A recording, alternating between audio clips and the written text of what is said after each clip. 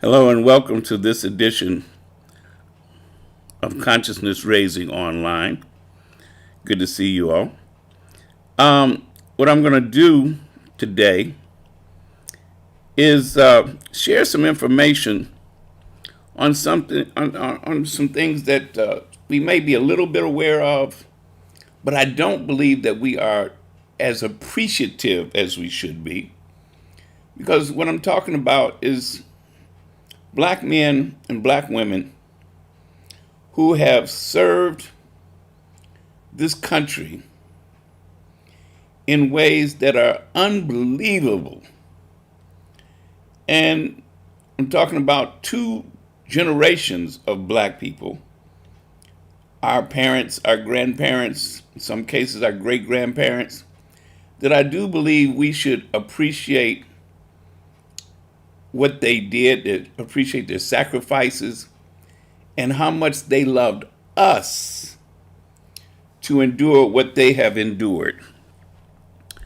The first is in terms of black men, and I want to go back to World War One, because in World War One there were some amazing things that occurred. And then I'm going to go to World War II and deal with black women who did some amazing things. And again, in my opinion, we don't give them enough appreciation and enough love. Okay? In terms of World War One and black men, the 369th Infantry Regiment, formerly known as the 15th New York National Guard Regiment, and more commonly referred to as the Harlem Hellfighters. Now understand, this is a regiment of the New York Army National Guard, and it was known for being one of the first black regiments to serve with the American Expeditionary Forces during World War I.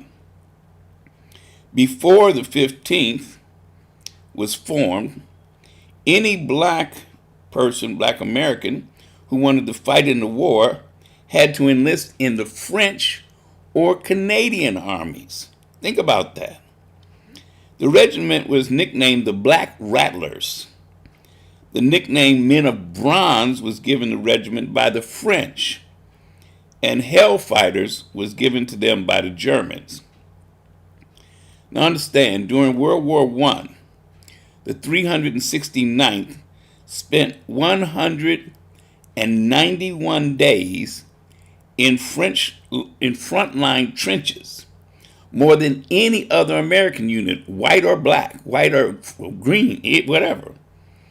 They also suffered the most losses of any American regiment, with 1,500 casualties.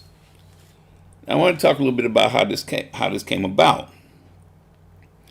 The U.S. Army decided on April 8, 1918, to assign this unit to the French Army for the duration of the American participation in the war, because many white American soldiers refused to perform combat duty with black soldiers. So now they took this American regiment, gave them to the French, and they were subjected to, of course, intense racial discrimination, and they were looked down upon. In fact, a French colonel, J.L.A. Leonard, of the American Expeditionary Forces headquarters, was persuaded to write a notorious pamphlet called Secret Information Concerning Black American Troops, and it warned French civilian authorities of the alleged inferior nature and supposed racist tendencies of black soldiers, of black people, period, black Americans. In fact, they said they were tend to be rapists and all of this. Now, in France, the 369th was treated as if they were no different than any other French unit. For the most part, the French didn't show hatred toward them and didn't racially segregate the 369th. And the French accepted the all-black regiment with open arms and welcomed them to the country. Now, this may have been because of various factors, including they already had some units from Morocco and Senegal. So they already had black units from other parts of the world, particularly from Africa. Their colonies, Morocco and Senegal. And since they were short, for manpower, they were glad to get any help. So they said, okay, we'll take the blacks. But they fought valiantly. They fought valiantly. In fact, they fought so valiantly that they were given the highest awards that France can give to foreign units, foreign armies. Let me show you what I mean. There was a guy, let me show you this first. This is just some of the 369th, and they're wearing a very high honor. It's called the Cross of War. I can't say the French Croix de Guerre, I think would be how it's said, but it means Cross of War. And what they did was they gave first American to receive this award was Private Henry Johnson. I'll tell you about him in just a moment. But then after that, they gave the Cross of War to 170 individual members of the 369th. And then after that, they gave a unit citation to the entire regiment. Now, this was unprecedented. Okay? They had that's the highest honor they can give any folks that aren't French. But now Sergeant Henry Johnson, at the time he was a Private Henry Johnson, he's perhaps the most celebrated man of the 369th. He was a rail station porter from Albany, New York. He earned the nickname Black Death. That's what the Germans called him, Black Death, because of his combat actions in France. In May of 1918, Private Johnson and Private Needham Roberts fought off a 24-man German patrol, though both of them were severely wounded. After they shot up all their ammunition, Roberts used his rifle as a club, and Johnson battled with a bolo knife. Johnson reportedly killed at least 4 German soldiers, and they believe he might have wounded up to 30 more. And you'll see some more about this in a second, and something I'm going to show you. But understand that he saved his guy. But he was just unbelievable, right?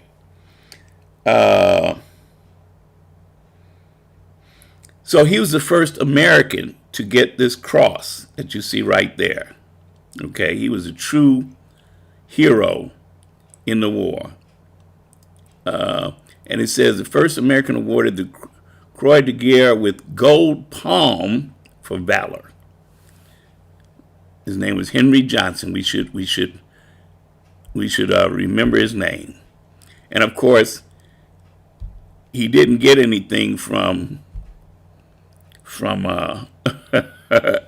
didn't get nothing from the U.S. military until, dig this, till 2015.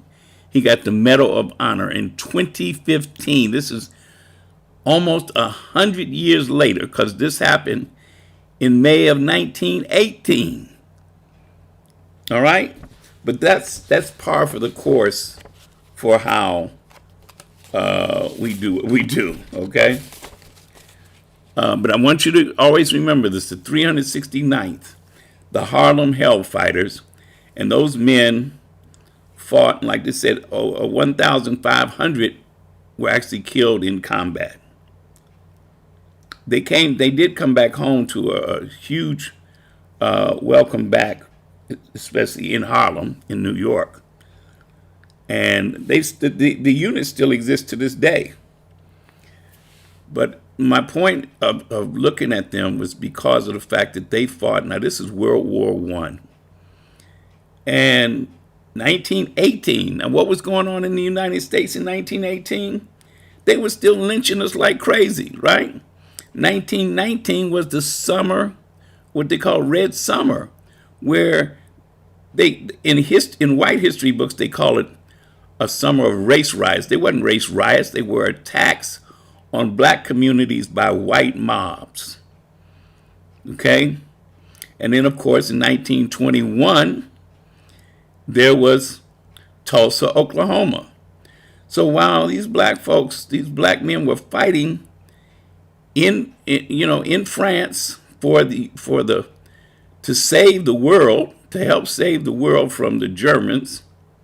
And these weren't even the Nazis. These were the Germans before the Nazis, right? And they fought valiantly.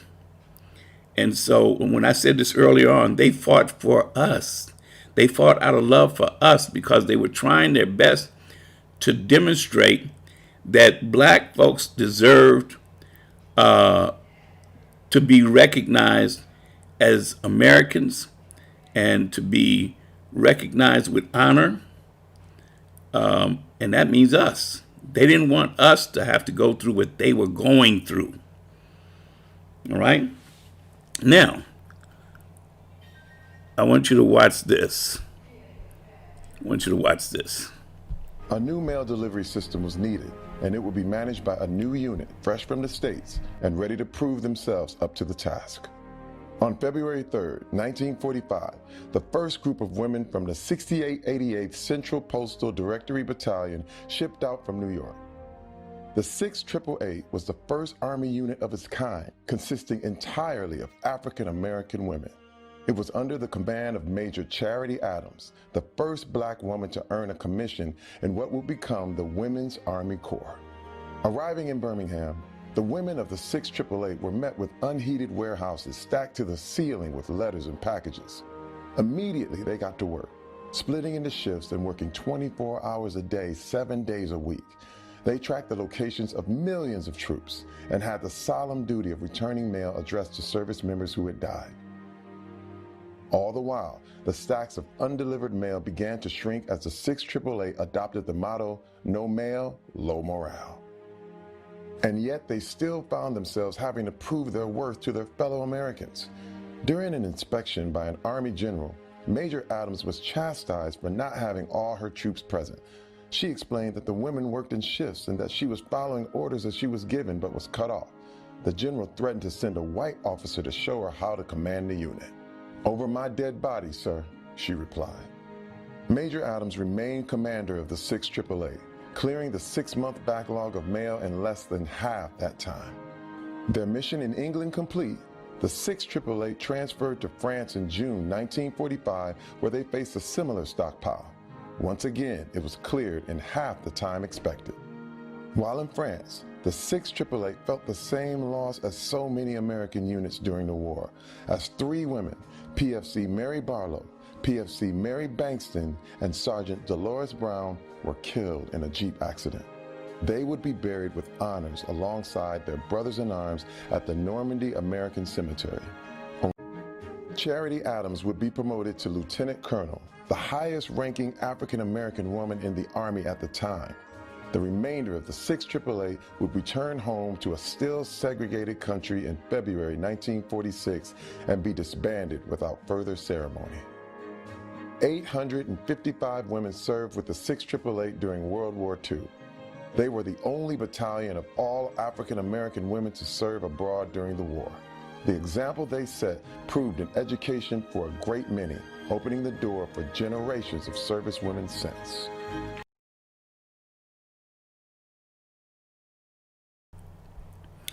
Now, I want to deal a little bit more in terms of what you just saw, because it went so fast, but there were some things we need to, I think, focus on. Because again, we're talking about phenomenal black people. They were called the 6888, 6888. And it was the first all black female unit. Okay? Now, understand the seriousness of this.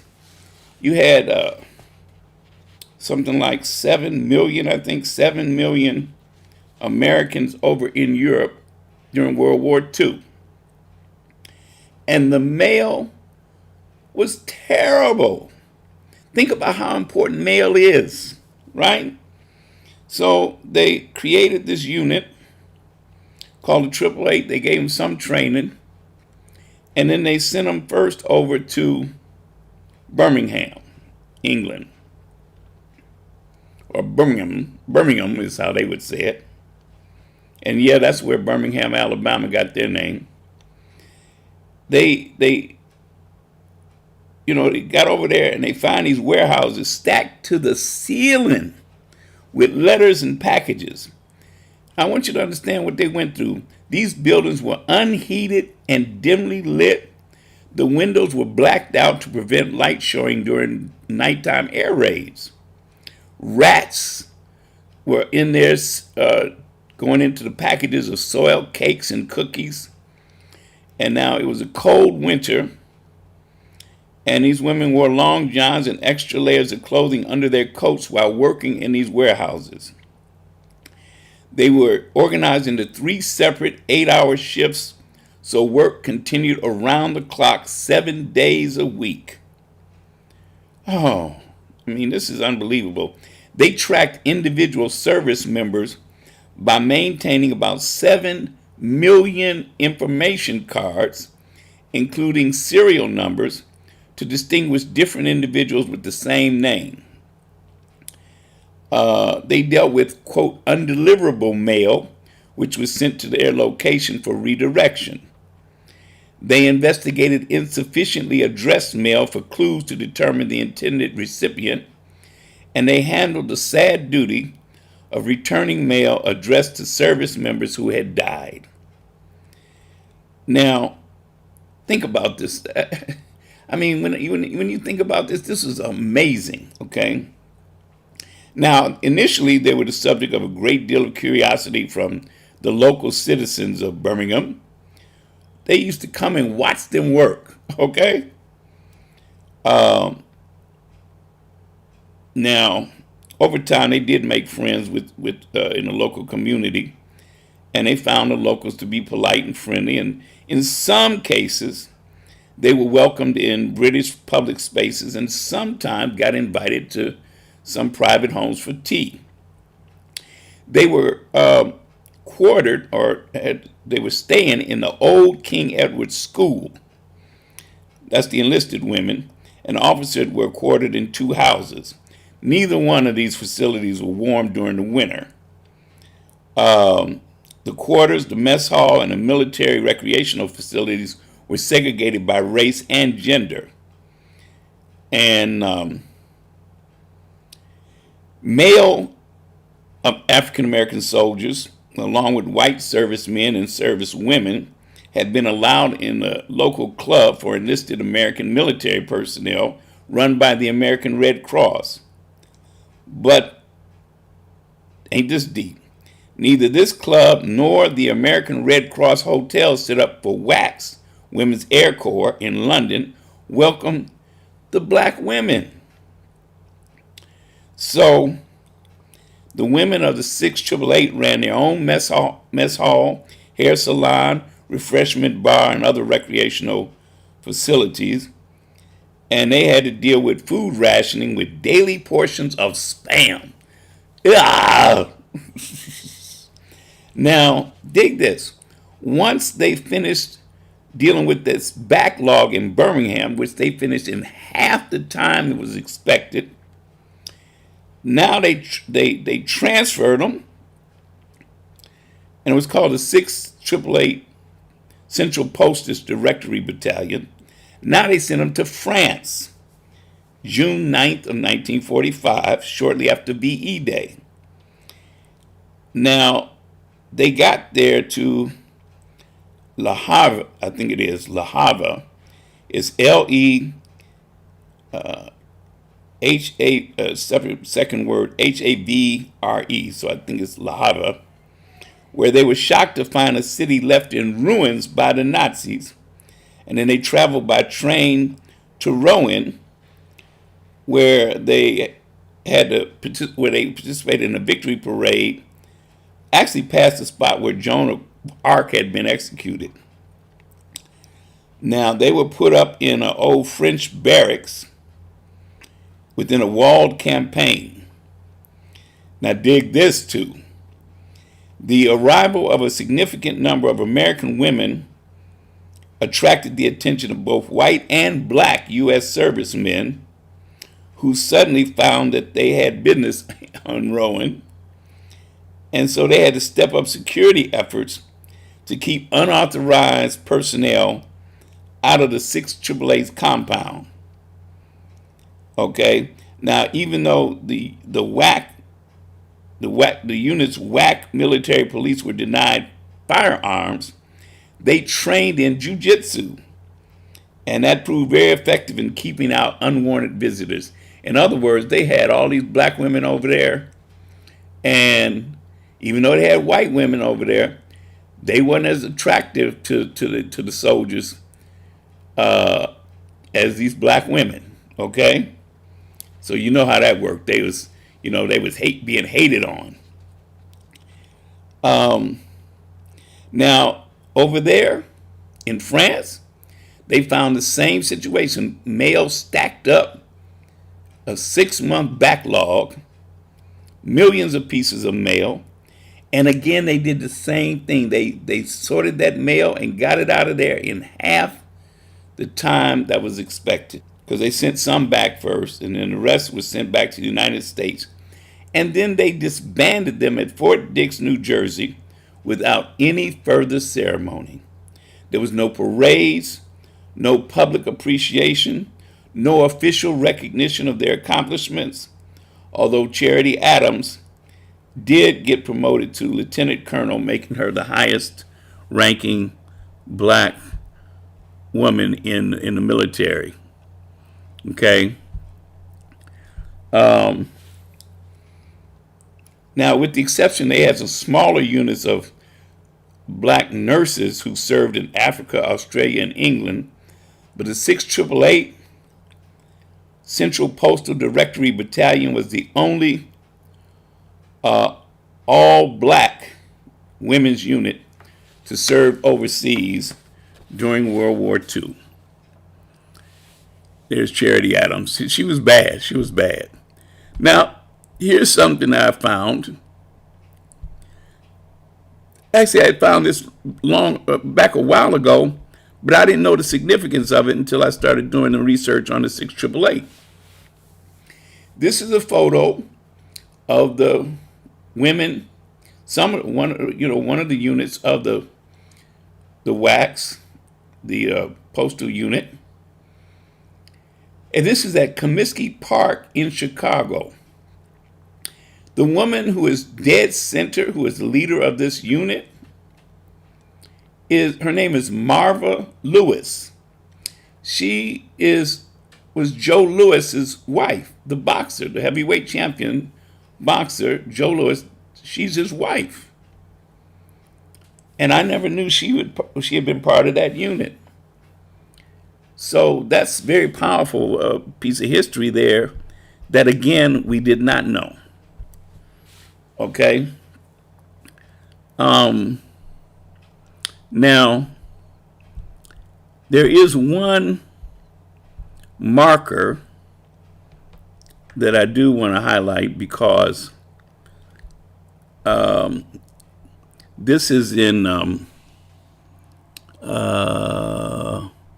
not sure where this is, but it is a marker that's dedicated to the 6th 888.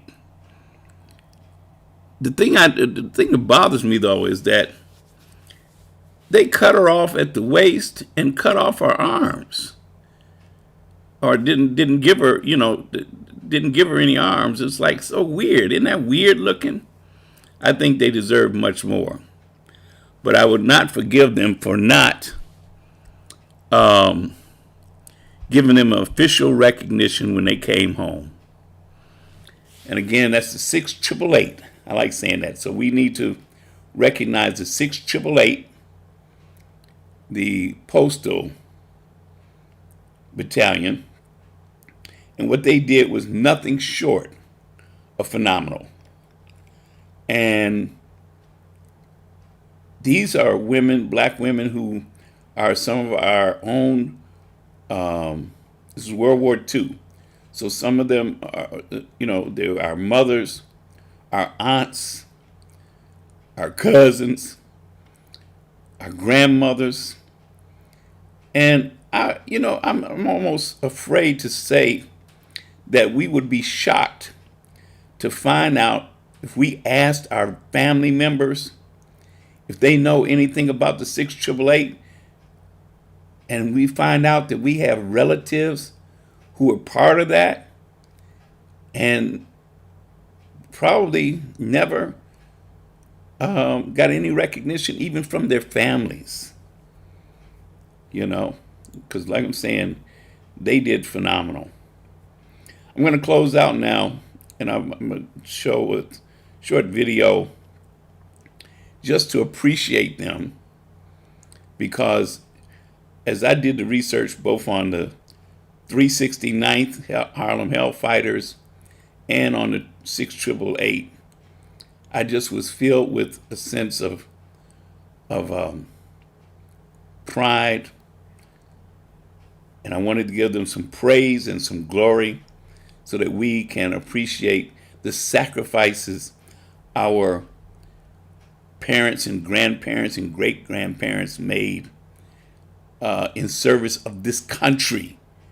So when there's people that say, well, we don't, we shouldn't, be trying to do anything. No, our parents, grandparents, uncles, aunts, they sacrificed for this country, and this country owes them and us that debt. And I refuse to throw away their debt, because we are the ones who are supposed to collect on that. We are the ones who are owed the reparations that they fought for and died for. Okay? So anyway, I just wanted to leave you with that, and just allow yourself for the next minute or so as we close out with this special video to appreciate our people.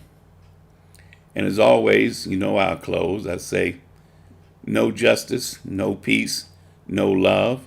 KNOW.